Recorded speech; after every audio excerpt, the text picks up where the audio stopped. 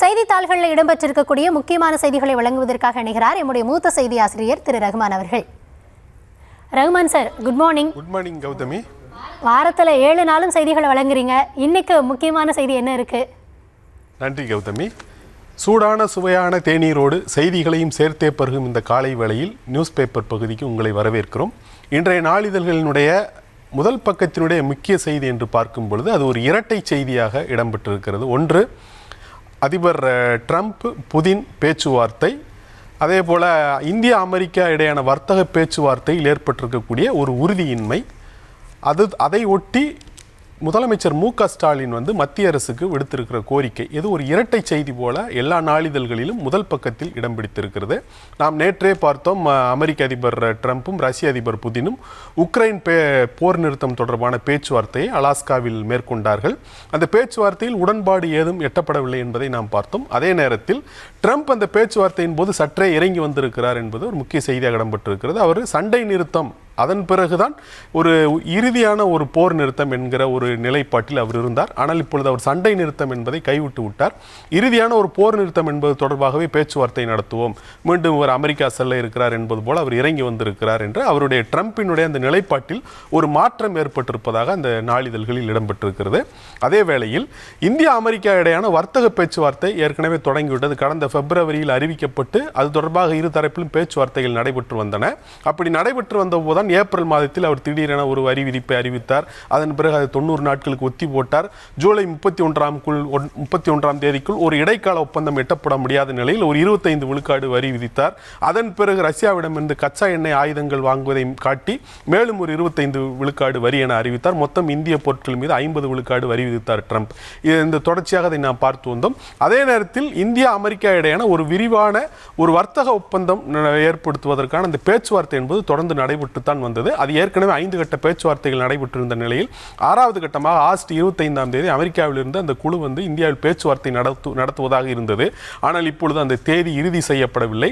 எப்பொழுது அவர்கள் வருவார்கள் என்பதிலும் ஒரு உறுதியற்ற நிலை ஏற்பட்டிருக்கிறது. அதாவது இந்தியா அமெரிக்கா இடையான அந்த வர்த்தக பேச்சுவார்த்தை ஒரு உறுதியற்ற நிலையை எட்டியிருப்பதானது ஒரு கவலை அளிக்கக்கூடிய அம்சமாக மாறியிருக்கிறது.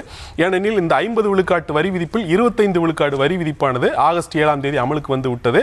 மேற்கொண்டு 25 ஒரு வரி விதிப்பு என்பது ஆகஸ்ட் 25 அல்லது 27ஆம் தேதி அமலுக்கு வரும் என்று சொல்லப்படக்கூடிய நிலையில் அப்படி 50 விழுக்காடு வரி விதிப்பும் வந்துவிட்டால் அது இந்தியாவினுடைய ஏற்றுமதியில் கடுமையான பாதிப்புகளை ஏற்படுத்தும். அது வேலை வாய்ப்பு தொடங்கி பல்வேறு விதமான பொருளாதார பாதிப்புகளை ஏற்படுத்தக்கூடும் என்ற ஒரு கவலை நிலை வரக்கூடிய நிலையில்தான் இந்த செய்தியானது முக்கியத்துவம் பெறுகிறது.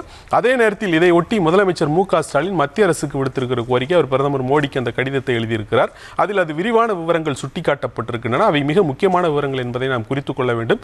காரணம், இந்தியா அமெரிக்கா இடையேயான ஏற்றுமதி, இந்தியாவிலிருந்து அமெரிக்காவுக்கு பொருட்கள் குட்ஸ் எக்ஸ்போர்ட்ஸ் நடைபெறுகிறது, அதே போல சர்வீஸ் எக்ஸ்போர்ட்ஸ் நடைபெறுகிறது. இது போன்ற அந்த ஏற்றுமதியில் இந்தியாவில் ஏற்றுமதி ஆகக்கூடிய பொருட்களில் பெரும் பங்கு தமிழகத்திலிருந்து நடைபெறுகிறது என்பதை அவர் தனது கடிதத்தில் சுட்டிக்காட்டியிருக்கிறார். குறிப்பாக இந்த குட்ஸ் எக்ஸ்போர்ட்ஸ் என்று சொல்லக்கூடிய இந்த பொருட்கள் ஏற்றுமதி $433 பில்லியன் அளவிற்கு நடைபெறுகிறது என்றால் அதில் கிட்டத்தட்ட 20 விழுக்காடு அமெரிக்காவுக்கு தான் செல்கிறது. இந்த $433 பில்லியன் 8ல் 1 பங்கு தமிழகத்திலிருந்து நடைபெறுகிறது. தமிழகத்தை மட்டும் எடுத்துக்கொண்டால் மொத்த ஏற்றுமதியில் அமெரிக்காவிற்கு மட்டும் 31% அமெரிக்காவிற்கு ஏற்றுமதி ஆகிறது. எனவே அமெரிக்க சந்தையை தமிழ்நாட்டு ஏற்றுமதி பிரதானமாக சார்ந்து இருக்கிறது என்பதை அவர் சுட்டிக்காட்டியிருக்கிறார். குறிப்பாக ஜவுளி, ஆடைகள், தோல் பொருட்கள், இது மாதிரி ஆபரண கற்கள், ரசாயனம், மெஷினரிஸ், அது ஆட்டோ பார்ட்ஸ் என்று சொல்லக்கூடிய வாகன உதிரி பாகங்கள், இவை பெருமளவிற்கு அமெரிக்காவிற்கு ஏற்றுமதி ஆகக்கூடிய சூழலில் இந்த 50 விழுக்காடு வரி விதிப்பு என்பது இங்கு கடுமையான பாதிப்புகளை ஏற்படுத்தக்கூடும். அது மட்டுமல்ல, இது பெரும்பாலும் இந்த துறைகள் எல்லாமே அமெரிக்காவிற்கு இந்த ஏற்றுமதி ஆகக்கூடிய பொருட்களை தயாரிக்கக்கூடிய துறைகள் எல்லாமே லேபர் இன்டென்சிவ் துறைகளாகும். அதாவது பெருமளவிற்கு தொழிலாளர்களை சார்ந்திருக்கக்கூடிய துறைகள். அப்படி இந்த பெருமளவிற்கு தொழிலாளர்களை சார்ந்திருக்கக்கூடிய துறைகளில் பாதிப்பை ஏற்படுத்தும் அது 30 லட்சம் வேலை வாய்ப்புகளுக்கு வேட்டு வைத்துவிடும் என்பதை முதலமைச்சர் மு.க. ஸ்டாலின் சுட்டிக்காட்டி மத்திய அரசுக்கு அந்த கடிதத்தை எழுதியிருக்கிறார். பிரதமர் மோடிக்கு எழுதியிருக்கிறார். அந்த கடிதத்தில் அவர் சில தீர்வுகளை முன்வைத்திருக்கிறார் என்பதை நாம் பார்க்கிறோம். குறிப்பாக இந்த ஜவுளித்துறையில் இந்த GST வரி விகிதத்தில் இருக்கக்கூடிய இந்த முரண்பாடுகளை களைந்து ஒரே விகிதத்தில் ஒரு 5 விழுக்காடு என்கிற அளவிற்கு அந்த வரி விதிப்பு இருக்க வேண்டும் என்று அவர் குறிப்பிட்டிருக்கிறார்.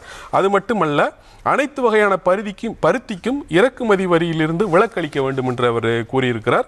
அவசர கடன் வரி உத்தரவாத திட்டத்தின் கீழ் கடனை திருப்பிச் செலுத்துவதில் உரிய சலுகைகள் அளிக்கப்பட வேண்டும். சுங்கவரிகளால் பாதிக்கப்பட்ட அனைத்து ஏற்றுமதியாளர்களுக்கும் சிறப்பு வட்டி மானிய திட்டத்தை அறிமுகப்படுத்த வேண்டும். ஏற்றுமதியாளர்கள் நலனுக்கு ஒரு சிறப்பு நிதி நிவாரண தொகுப்பு அறிவிக்க வேண்டும் என்று அவர் அந்த கடிதத்தில் குறிப்பிட்டிருக்கிறார் என்பதை பார்க்கிறோம். இது ஒரு உலகின் புவிசார் அரசியல் நகர்வாக இருந்தாலும் கூட அது உள்நாட்டு பொருளாதாரத்தை எந்த அளவிற்கு பாதிக்கக்கூடும் என்பதை இந்த இரட்டை செய்திகள் நமக்கு சுட்டிக்காட்டுகின்றன. இது பெரும்பாலும் எல்லா நாளிதழ்களில் முதல் பக்கத்தில் ஒன்றாகவே இடம்பெற்றிருக்கிறது என்பதை பார்க்கிறோம். இதை தவிர்த்து விட்டு பார்க்கும் பொழுது தமிழகத்தில் அமைச்சர் ஐ பெரியசாமி அவரது குடும்பத்தினர் வீடு மற்றும் அவர்களுக்கு சொந்தமான இடங்களில் அமலாக்கத்துறை நடத்திய ரைடு என்பது தவறாமல் எல்லா நாளிதழ்களிலும் முதல் பக்கத்தில் இடம்பெற்றிருக்கிறது. அமலாக்கத்துறை ரைடு என்பது நமக்கு தெரிந்ததுதான். அமைச்சர் பதவி வைத்தவர்கள் அவர்கள் பதவி வகித்த காலத்தில் வருமானத்திற்கு அதிகமாக சொத்து குவித்தார்கள்.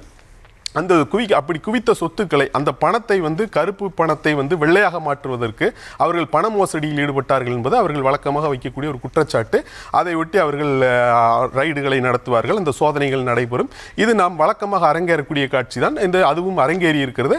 அதற்கு திமுக சார்பில் அவர்கள் பதில் சொல்லி இருக்கிறார்கள். இந்த வாக்கு திருட்டு என்கிற குற்றச்சாட்டை திசை திருப்புவதற்காக அந்த அமைச்சர் ஐ பெரியசாமி வீட்டில் ரைடு என்று அவர்கள் சொல்லியிருக்கிறார்கள். மேலும் முதலமைச்சர் இப்படி அமலாக்கத்துறை ரைடு விட்டால் நாங்கள் பாஜகவுடன் கூட்டணி சேர்வதற்கு நாங்கள் என்ன அதிமுக என்று அவர் கேள்வி கேட்டிருக்கிறார். இந்த செய்திகள் எல்லாம் தவறாமல் இடம்பெற்றிருக்கின்றன.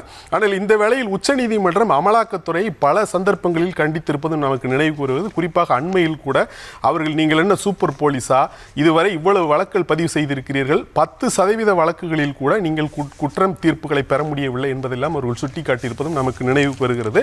இது தவிர்த்து விட்டு முக்கியமான செய்தி என்று பார்க்கும் பொழுது இந்த ஆளுநர் குடியரசுத் தலைவர்கள் மசோதாக்களுக்கு ஒப்புதல் அளிப்பது தொடர்பான காலக்கெடு விதித்த அந்த செய்தி, அது தொடர்பாக மத்திய அரசு உச்சநீதிமன்றத்தில் தாக்கல் செய்திருக்கிற அந்த பதில் என்பதுதான் முக்கியத்துவம் பெறுகிறது.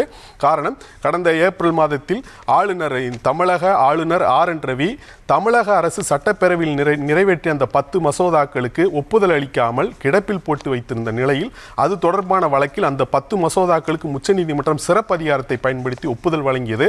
அது மட்டுமல்ல, ஆளுநர் 3 மாதத்திற்குள் அந்த மசோதாக்கள் மீது முடிவெடுக்க வேண்டும் என்ற ஒரு காலக்கெடு விதித்தது. அது மட்டுமல்ல, ஒருவேளை ஆளுநர் குடியரசுத் தலைவருடைய ஒப்புதலுக்கு அனுப்பப்பட்டால் குடியரசுத் தலைவரும் 3 மாதங்களுக்குள் முடிவெடுக்க வேண்டும் என்ற ஒரு காலக்கெடு விதித்தது. இது சரியா என கேள்வி எழுப்பி குடியரசுத் தலைவர் மாளிகையிலிருந்து உச்சநீதிமன்றத்தின் ஒரு 14 கேள்விகளை எழுப்பி ஒரு தெளிவுரை கேட்டிருந்தார்கள். அது தொடர்பான வழக்கில் நேற்று மத்திய அரசானது பதில் மனு தாக்கல் செய்திருக்கிறது. அதில் அவர்கள் குறிப்பிட்டிருப்பது என்னவென்றால், இப்போ இங்க மிக முக்கியமான கேள்வியை ஆளுநருக்கு ஒரு டெமோக்ராட்டிக் லெஜிட்டிமசி இருக்கிறதா என்பதுதான்.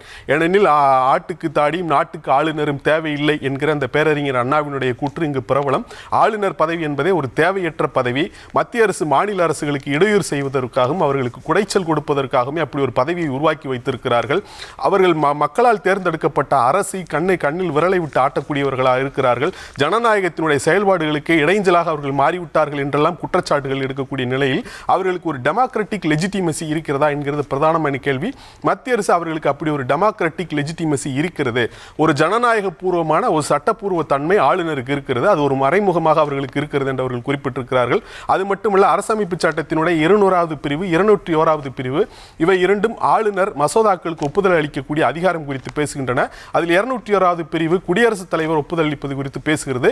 இந்த அரசியலமைப்பு சட்ட பிரிவுகளில் காலக்கெடு ஏதும் விதிக்கப்படவில்லை. அது அரசமைப்பு சட்டத்தை இயற்றியவர்கள் திட்டமிட்டே உணர்வுபூர்வமாகத்தான் அப்படி காலக்கெடு ஏதும் விதிக்கவில்லை. ஆனால் இப்படி உச்சநீதிமன்றம் ஒரு காலக்கெடு விதிப்பது என்பது அரசமைப்பு சட்டத்தையே திருத்துவதாக மாறிவிடும். இது அரசமைப்பு சட்டத்தினுடைய அதிகார சமநிலையை குறைப்பதற்கும் அரசமைப்பு சட்டத்தை சீர்குலைப்பதற்கும் வழிவகுத்துவிடும் என்று மத்திய அரசு கூறியிருக்கிறது. அது மட்டுமல்ல, ஆளுநர் என்பவர் ஒரு வெளியாள் என்பது போலவோ இதை மத்திய அரசினுடைய பிரதிநிதி போலவோ அவரை கருதக்கூடாது என்றும் அவர்கள் குறிப்பிட்டிருக்கிறார்கள். இது தவிர்த்து விட்டு ஆளுநர் ராகுல் காந்தியினுடைய யாத்திரை இது போன்ற செய்திகளும் பரவலாக இடம்பெற்றிருக்கின்றன. அதை ஒட்டி இந்து நாளிதழினுடைய அலாதியான ஒரு தனித்துவம் பெறக்கூடிய செய்தியாக இடம்பெற்றிருப்பது அந்த சிறப்பு தீவிர திருத்தம் தொடர்பான ஒரு செய்தி. அந்த செய்தியில் நேற்றையினுடைய தொடர்ச்சியாக இன்றும் ஒரு விரிவான கட்டுரை வெளியாகி இருக்கிறது. இந்த சிறப்பு தீவிர திருத்தம் என்பது பெரும்பாலான பாமர மக்களை வாக்காளர் பட்டியலில் இருந்து வெளியேற்றுவதற்கும் தேர்தல் ஆணையத்தின் மீதான நம்பகத்தன்மையை குலைப்பதற்கும் தான் உதவும் என்று அந்த இந்து நாளிதழினுடைய அந்த விரிவான தனித்துவமான செய்தியில் இடம்பெற்றிருக்கின்றன. இது தவிர்த்து இந்த பிரிவினை குறித்த ஒரு செய்தியும் பரவலாக நாளிதழில் இடம்பெற்றிருக்கிறது. இந்த NCERT பாட புத்தகத்தில் இந்த பிரிவினைக்கு காரணமானவர்கள் 3 பேர் குற்றவாளிகள் என்று குறிப்பிட்டிருக்கிறார்கள். ஒன்று முகமது அலி ஜின்னா, இரண்டாவது காங்கிரஸ் கட்சி, மூன்றாவது அன்று வைஸ்ராயாக இருந்த மவுண்ட் பேட்டன், இந்த 3 பேரும் தான் குற்றவாளிகள் என்று கூறியிருக்கிறார்கள். இது சமூக அக்கறை சார்ந்த செய்தி என்றாலும் கூட ஒரு வகையில் தவறான செய்தியாக இருக்கிறது. இந்தியாவில் பிரிவினை உருவாவதற்கு முதல் காரணம் இந்து மகாசபாவும் சாவர்கரும் தான். அவர்தான் இப்படி இரு தேச கொள்கை என்பதை முன்வைத்தவர். அதை மறைத்து விட்டு இப்படி ஒரு செய்தி பாடப்புத்தகத்தில் இடம்பெற்றிருப்பது என்பது மாணவர்களையே தவறாக வழிநடத்துவதாக மாறிவிடக்கூடும் என்ற விமர்சனங்களும் சேர்த்தே இந்த நாளிதழ்கள் இடம்பெற்றிருக்கின்றன கௌதமி.